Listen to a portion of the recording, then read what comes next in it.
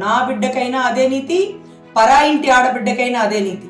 నా పార్టీ కార్యకర్త అయినా ఒకటే, పరాయింటి బిడ్డైనా నాకు ఒకటే, పరాయింటి కార్యకర్త అయినా నాకు ఒకటే అన్నట్టుగా ఈరోజు చంద్రబాబు గారు కూటమి ప్రభుత్వం తీసుకున్న నిర్ణయం భారతి గారి గౌరవాన్ని 100 రెట్లు పెంచింది. వారు బోనమ్మ గారి గౌరవాన్ని అసెంబ్లీ సాక్షిగా తోలనాడినా ఏ రోజు భారతి గారు ఖండించదు. కానీ ఈ మాట అన్నందుకు బోనమ్మ బాధపడి ఉంటుంది. చాలా తప్పు మాట్లాడారు బాబు గారు, ఇమీడియట్ గా అతన్ని తీసేయండి అని బోనమ్మ చెప్పుండొచ్చు.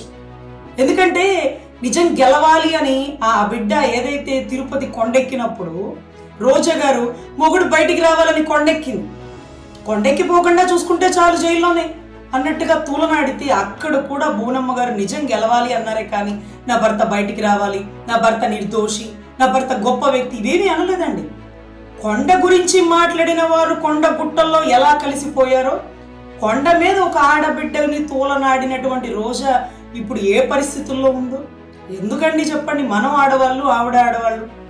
ఏదో భర్త అరెస్ట్ అయ్యారని ఇబ్బందితో స్వామిని దర్శించుకోవడానికి వస్తే అక్కడ కూడా రాజకీయం మాట్లాడినటువంటి కొంతమంది ఆడవాళ్ళని గత ముఖ్యమంత్రి ఎప్పుడు ఖండించలేదు.